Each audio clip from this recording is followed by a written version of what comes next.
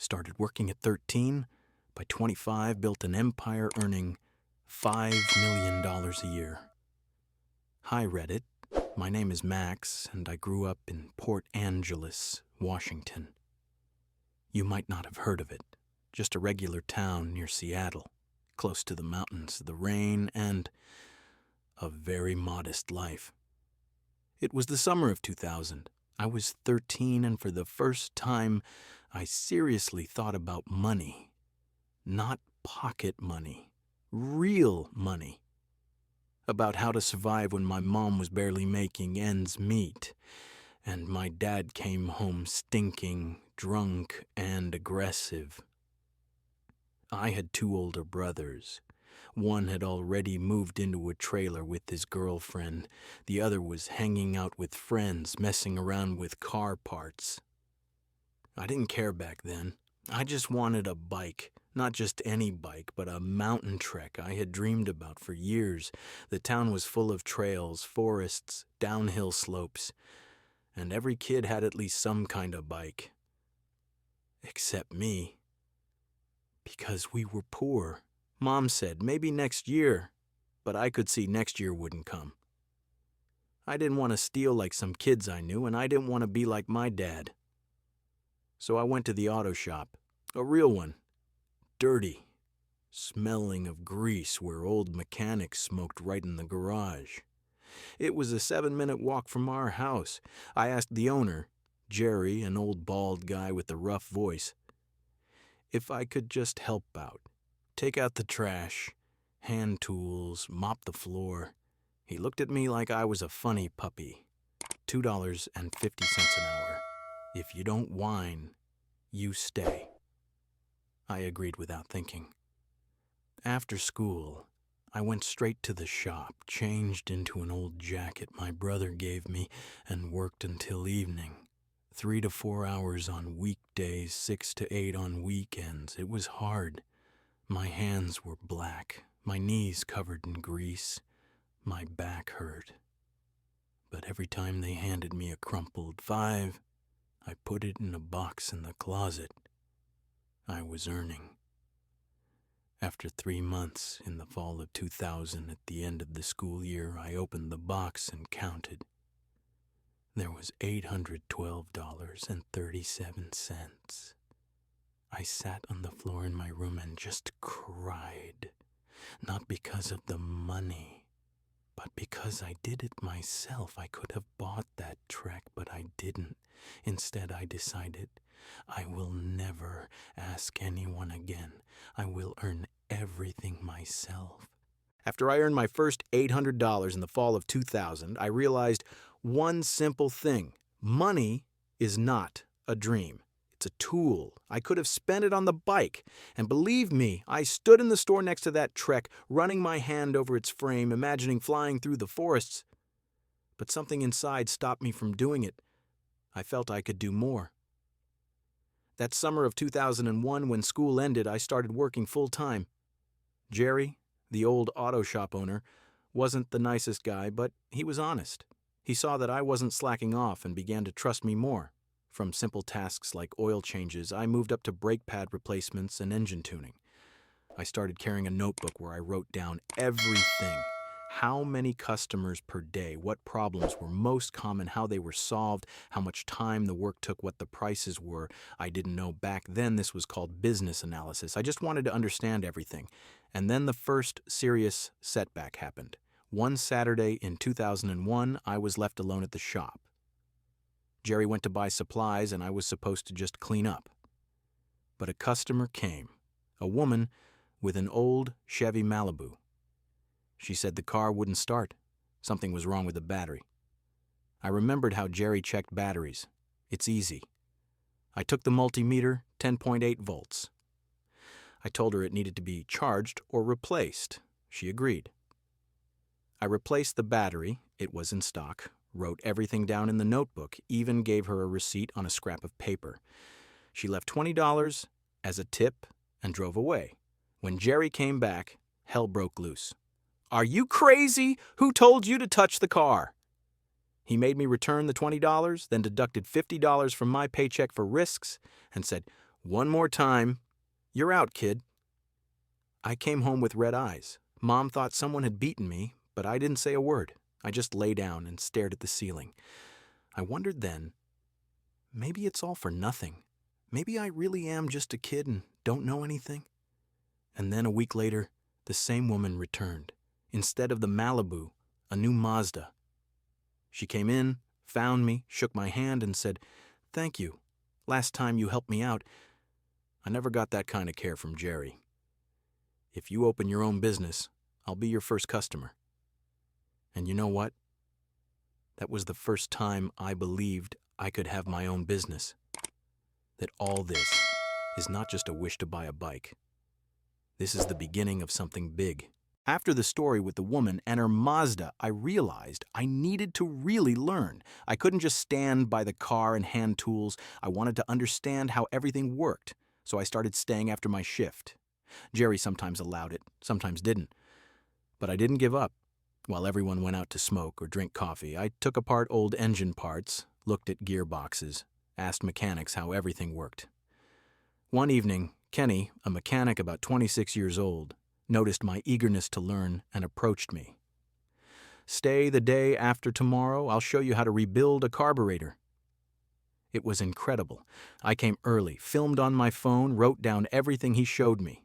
Together we assembled the engine of a car that hadn't started for a week. It worked. I remember that moment as my first trophy. Over time, Kenny started giving me unofficial clients, amaros, friends, acquaintances, just neighbors. Need a wheel balanced. Check the antifreeze level. Change the filter.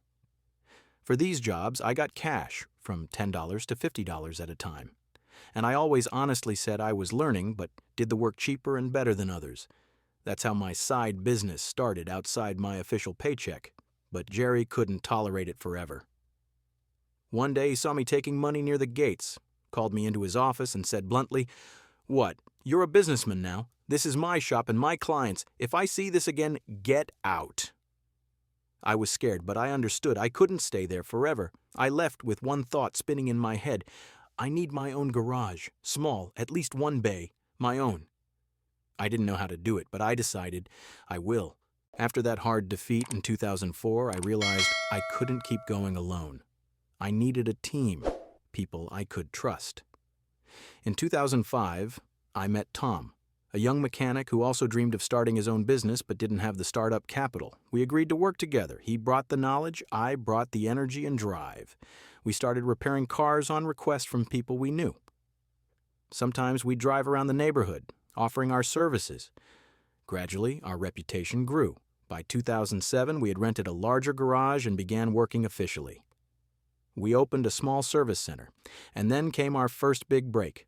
A major local car dealer signed a contract with us to service their fleet, dozens of vehicles needing regular maintenance. That contract brought a steady income and took us to a new level. I was working 16 hours a day, sometimes even on weekends. I was 18, but I was no longer a kid. I was a businessman. After signing the contract with the car dealer, our business began to grow rapidly. But along with success came the first problems. The competitors weren't sleeping. They started throwing wrenches in our plans, spreading rumors about poor quality repairs, bribing our clients, and trying to poach our employees. In 2009, we experienced our first major setback. Due to a mistake by a young mechanic, one of the dealer's cars broke down in the middle of the road, causing a dangerous situation. The dealer threatened to terminate the contract. It was a blow to both our reputation and our wallet. We barely managed to fix the situation, repaired the car at our own expense, and apologized. That taught me one important rule. It's better to work slowly and with quality than fast and poorly. I began to pay much more attention to quality control, hiring reliable specialists, and training the team. Despite the difficulties, we didn't give up. By 2011, our shop was running steadily, and our income had doubled. By 2011, our business had become solid. We had regular clients, operated at the edge of profitability, but we wanted more. I started looking for investors and opportunities to expand. I found a few businessmen who believed in me, a young guy who started out doing odd jobs at a repair shop. In 2012, we opened a second service center in a neighboring city, expanded our staff, and bought new equipment. I invested a lot of time into training the team. Now we had people who could work without my constant supervision. At the same time, I began developing ideas for automating our processes and implementing a CRM system to serve customers better. That gave a huge push to our growth.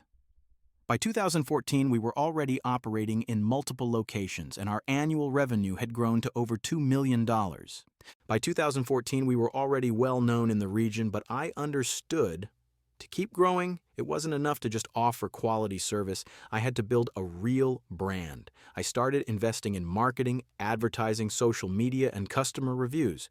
We launched a loyalty program and partnered with corporate clients. But then new problems came. Bureaucracy, inspections, endless permits. I often had to spend days or even weeks dealing with paperwork. We had to hire lawyers and accountants just to make sure we wouldn't lose the business over some document mistake. Despite that, we began scaling up, opening new centers in major cities, signing contracts with car dealerships and insurance companies. By 2017, our annual revenue reached $4 million. By 2017, our business had become one of the largest service networks in the region. We started opening branches in several states, hiring managers, and creating standards and procedures so the business could run like a unified system. At the same time, I began diversifying the business. We launched auto parts sales, opened a tuning and customization center, and developed a tool rental service for small-scale mechanics and DIYers. But then came 2020, and COVID hit us hard. Lockdowns, supply chain disruptions, a drop in demand. All of it forced us to adapt fast.